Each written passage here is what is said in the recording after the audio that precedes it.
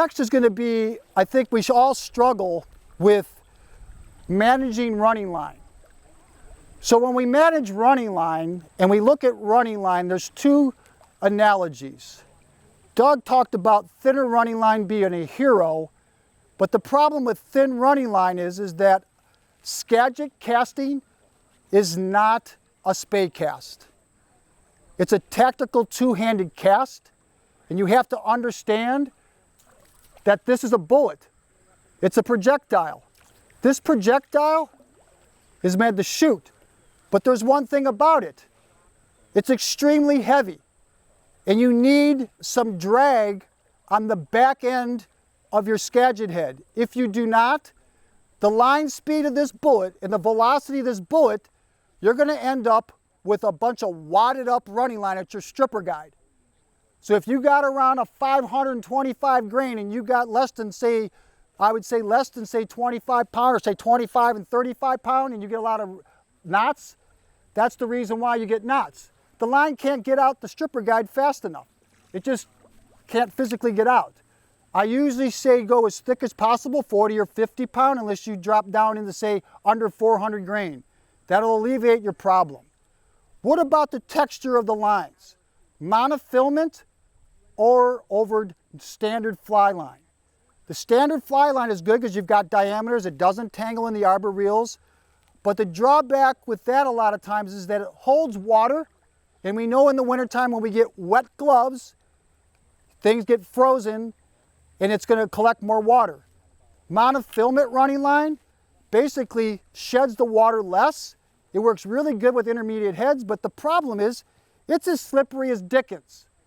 So what I would recommend is get yourself a broccoli rubber band, put it right here where you're going to grip your running line, and it gives you a cushion to pinch your line underneath to hold your running line for you so you won't slip out of your hands.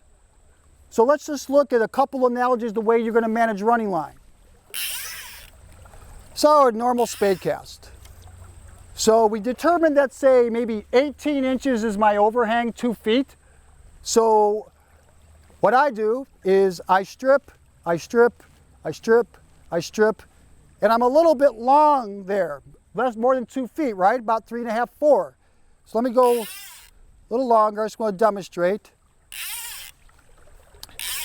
So the ideal cast, if everybody can see, for fishing wise, is when the loop of line is the same length of your rod. That's the ultimate control for fishing. Once you unleash the big casts, you're going to lose the ability to fish the fly properly, and you probably are going to catch fish, but not as much. And this is still a pretty far cast. So I've got this loop of line. You take the 2 lines, no loop counting, break it in half. I've got the loop, I come here, make 3, go under the rod like this now. The reason why I don't hold the running line on top, as we discussed, is because I'm going to use my top hand. I grab it with 2 hands, I've got a ring grip here. Now when you shoot line, seamlessly, no counting loops, nothing. Strip it in, and it works up to about 12, 15 pulls. It all depends what, how aggressive your caster are. One more time, find your overhang. The little trick is that because the distance between the front of the rod and the rear of the rod is around 16 inches, so I have to account for that 16 inches there. So you can see it's a little longer than my overhang should be, but once I grab it, and I move it underneath, it gets close, and now we can achieve shooting the running line. That's the one easiest way to manage running line. It's the fastest, it's the easiest, and you don't have to count loops. The other is that you count loops, and when you count loops, and some of you guys that are casting farther, you have to preliminary determine how long the cast is.